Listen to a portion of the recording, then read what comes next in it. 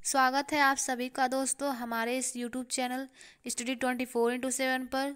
दोस्तों आज के इस वीडियो में हम बात करेंगे पाठ योजना संख्या 16 के बारे में, जिसका प्रकरण है बाबर, जो कि आपका सामाजिक विषय के अंतर्गत उप विषय इतिहास से है।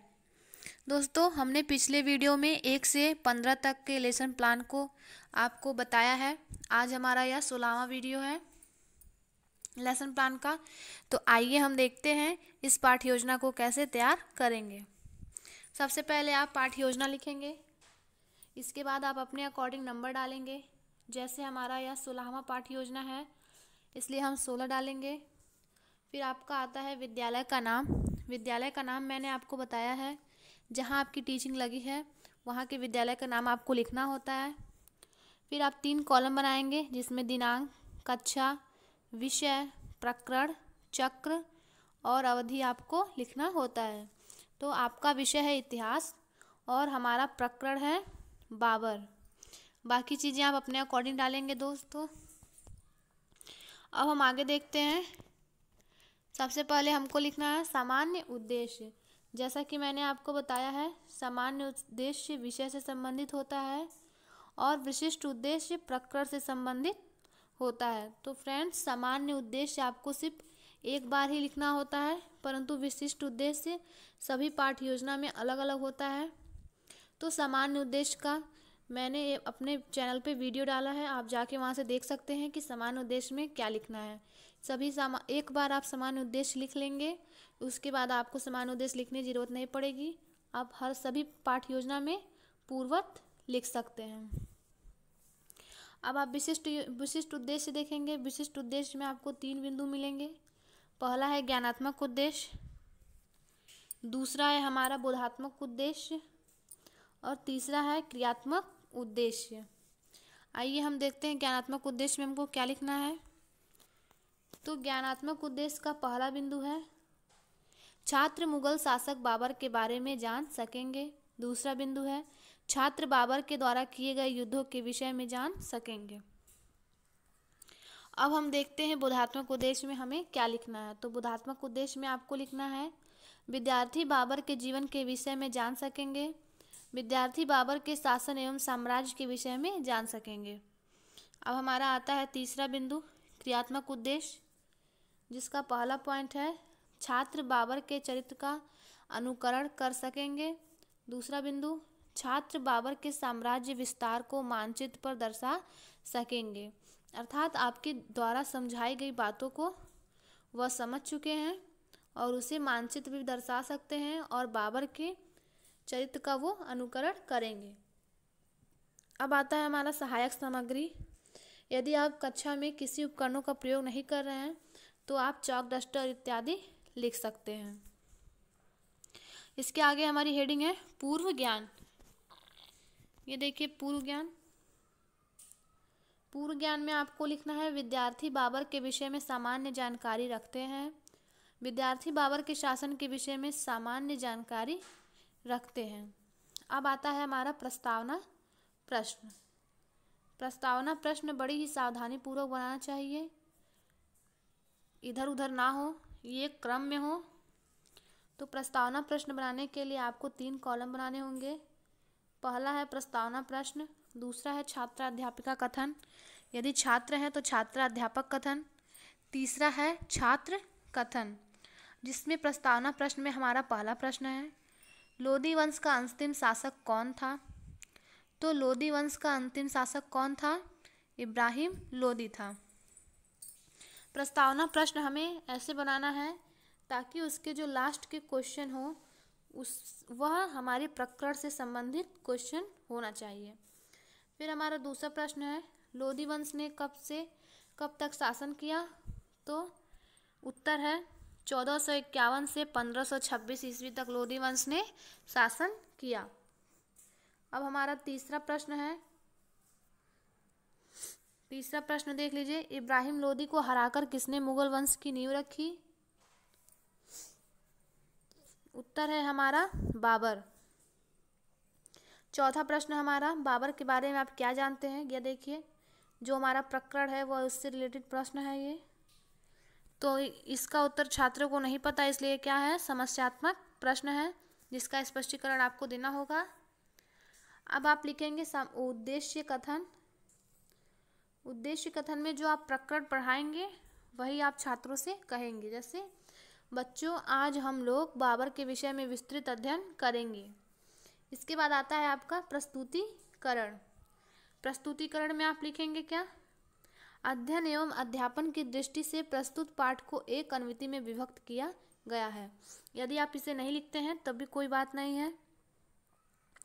फिर आगे आपको 4 कॉलम बनाने होंगे, जिसमें पहला है शिक्षण बिंदु, दूसरा है छात्रा अध्यापिका कथन, तीसरा है छात्र कथन, चौथा है श्यामपट्ट कार्य। अब छात्रा अध्यापिका कथन में आप विकासात्मक प्रश्न डालेंगे और प्रश्न करेंगे। तो यह देखिए, हमारा पहला प्रश्न है शिक्षण बिंदु का, बाबर के पिता का क्या नाम था? तो बाबर के पिता का नाम उमर शेख मिर्जा था। और आप श्यामपट्ट कार्य में भी इसको लिख देंगे। फिर हमारा दूसरा प्रश्न है, बाबर फरगना की गद्दी पर कब बैठा? तो इसका उत्तर छात्रों को नहीं पता है, जिससे यह समस्यात्मक प्रश्न है। इसका स्पष्टीकरण आप आगे देंगे। तो बाबर के पिता का नाम, शिक्षण बिंदु में आप डालेंगे बाबर के पिता का नाम। अब स्पष्टीकरण में देखिए, आप स्पष्टीकरण में देखिए, बाबर अपने पिता तैमूर तथा माता चंगेज खां के वंशज थे। बाबर के पिता का नाम उमर शेख मिर्जा था, जो मध्य एशिया की छोटी सी रियासत फरगना का शासक था। कहाँ का शासक था? फरगना का। बाबर अपने पिता की मृत्यु के बाद 8 जून 1494 ईस्वी को फरगना की गद्दी पर बैठा। जब भी आप स्पष्टीकरण देंगे छात्र कथन में, यह आपको लिखना है कि छात्र ध्यानपूर्वक सुनेंगे, और जो इसमें मेन पॉइंट्स होगा उसको आप श्यामपट्ट कार्य में उतार देंगे। जैसे यहाँ पर बाबर 8 जून 1494 ईस्वी में गद्दी पर बैठा। अब हम आगे देखते हैं। बाबर 507 ईस्वी में बादशाह की उपाधि धारण की। उस समय उसकी आयु 11 वर्ष के लगभग थी। वह अपने पूर्वज तैमूर के राज्य समरकंद को भी जीतना चाहता था। अब इतना आपने स्पष्टीकरण दे दिया। अब जब आप स्पष्टीकरण देंगे उसके तुरंत बाद आपको बोध प्रश्न पूछना होता है। बोध प्रश्न आप स्पष्टीकरण जो देते हैं उसी में से आपको पूछना होता है। तो बोध प्रश्न का पहला प्रश्न है हमारा, बाबर के माता पिता किस वंश के थे? तो यह देखिए, छात्र कथन में उत्तर है पिता तैमूर तथा माता चंगेज खां के वंश के थे। दूसरा प्रश्न है हमारा, बाबर के पिता का क्या नाम था? तो उत्तर है उमर शेख मिर्जा। चाहिए तो आप श्यामपट्ट कार्य में इसको उतार सकते हैं। फिर आपका तीसरा प्रश्न है बोध प्रश्न का। मैंने आपको बताया बोध प्रश्न में 2 से 3 प्रश्न पूछ सकते हैं आप। तो तीसरा प्रश्न है, बाबर और इब्राहिम लोदी के बीच कौन सा युद्ध हुआ? तो यह हमारे लिए समस्यात्मक प्रश्न है जिसका स्पष्टीकरण आप यहाँ पर देंगे। तो फिर आप नए पेज से, अगर आपका पेज खत्म हो जाता है तो नए पेज से आप बना रहे हैं तो आप लिखेंगे शिक्षण बिंदु, छात्रा अध्यापिका कथन, छात्र कथन, श्यामपट्ट कार्य। अब आप लिखेंगे बाबर द्वारा किए गए युद्ध। अब आप स्पष्टीकरण देंगे। स्पष्टीकरण में देख लीजिए, पानीपत का प्रथम युद्ध 21 अप्रैल 1526 ईस्वी को इब्राहिम लोदी और बाबर के बीच हुआ। यह आपके परीक्षा की दृष्टि से भी प्रश्न अति महत्वपूर्ण है कि पानीपत का प्रथम युद्ध कब हुआ था?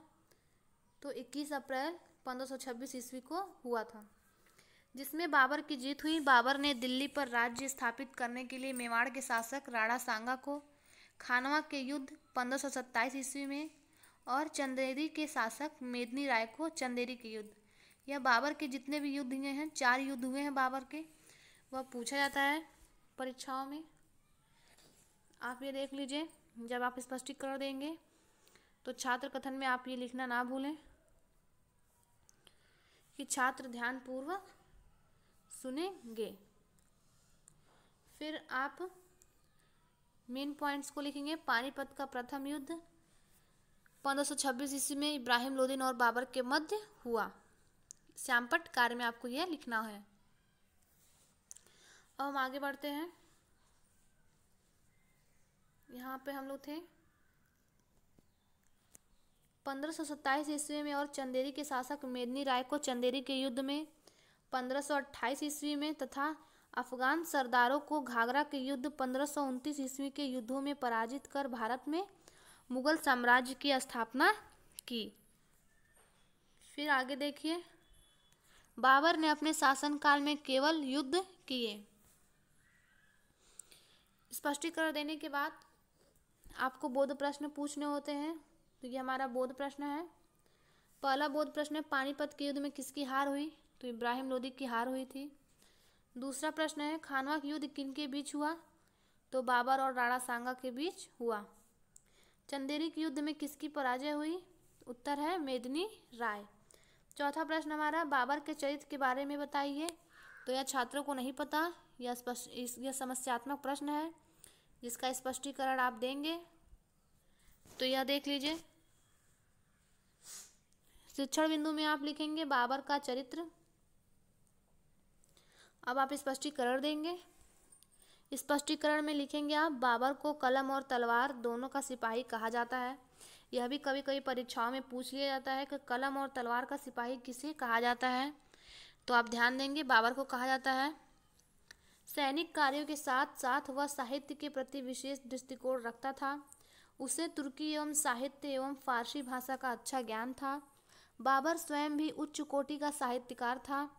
उसने अपनी आत्मकथा तुजू के बाबरी, यह भी आपकी परीक्षाओं में पूछा जाता है कि तुजू के बाबरी किसकी आत्मकथा है, किसने लिखी, किस भाषा में लिखी गई? तो यह तुर्की भाषा में लिखी थी। इसके फारसी अनुवाद को क्या कहते हैं? तो बाबर नामा कहते हैं। यह सारी चीज़ें यह आपके लिए इम्पोर्टेंट है, यह आपके परीक्षाओं में पूछी जाती हैं। तुजू के बाबरी तुर्की भाषा में किस भाषा में लिखी थी, फारसी के अनुवाद को क्या कहते हैं, यह सारी चीज़ें। और छात्र कथन में आप लिखेंगे, छात्र ध्यानपूर्वक सुनेंगे। फिर जब आप स्पष्टीकरण दे देंगे तो फिर से आपको बोध प्रश्न पूछना होगा। बोध प्रश्न का पहला प्रश्न है, बाबर को किसका सिपाही कहा जाता था? तो कलम और तलवार का। बाबर की आत्मकथा का क्या नाम है? तुजू के बाबरी। तीसरा प्रश्न हमारा, बाबर को किसका शौक था? तो बाबर को बगीचे का शौक था। अब हमारा आता है निरीक्षण कार्य। तो निरीक्षण कार्य लगभग सभी पाठ्य योजनाओं में सेम रहता है। जैसे इसमें है, छात्रा अध्यापिका छात्र को श्यामपट्ट कार्य लिखने का निर्देश देकर स्वयं संपूर्ण कक्षा का निरीक्षण करेंगी। अब आता है हमारा पुनरावृत्ति प्रश्न। जैसा कि मैंने आपको बताया है, प्रकरण पढ़ाने के बाद जितने प्रश्न आए होते हैं, दोबारा उन प्रश्नों की आवृत्ति पुनरावृत्ति कहलाती है। तो हमारा या तो उस प्रकरण से रिलेटेड नए क्वेश्चन को आप पुनरावृत्ति प्रश्न में रख सकते हैं। तो पहला प्रश्न हमारा, बाबर की आत्मकथा तुजू के बाबरी किस भाषा में है? तुर्की भाषा में है उत्तर इसका। दूसरा प्रश्न हमारा, बाबर कब फरगना की गद्दी पर बैठा? 8 जून 1494 ईस्वी में बैठा। ये हमारा तीसरा प्रश्न, बाबर ने कब बादशाह की उपाधि धारण की? उत्तर है 1507 ईस्वी में बाबर ने उपाधि धारण की। किसकी? बादशाह की। चौथा प्रश्न हमारा, बाबर को किसका सिपाही कहा जाता है? तो बाबर को कलम और तलवार का सिपाही कहा जाता है। कलम और तलवार का सिपाही कहा जाता है। अब हमारा नेक्स्ट हेडिंग है गृह कार्य। तो गृह कार्य में आप अपने प्रकरण से रिलेटेड कोई भी कार्य छात्रों को आप घर से करने को दे सकते हैं। जैसे यहाँ पर दिया गया है, छात्रा अध्यापिका छात्रों से बाबर के चरित्र की कोई 4 विशेषताएं लिखकर लाने को कहेंगी। अब हमारा नेक्स्ट हेडिंग है समीक्षा। जैसा कि मैंने आपको बताया, समीक्षा हेडिंग डाल के आपको छोड़ देना होता है, क्योंकि यहाँ पे आपके अध्यापक द्वारा टिप्पणी की जाती है जो आपकी फाइल को साइन कर हो। तो लाइक करें, शेयर करें, और ऐसे ही वीडियो देखने के लिए हमारे चैनल को सब्सक्राइब करें। और अगर आपको किसी और भी सब्जेक्ट के लेसन प्लान चाहिए तो आप हमें कमेंट बॉक्स में ज़रूर बताएं। Thank you friends.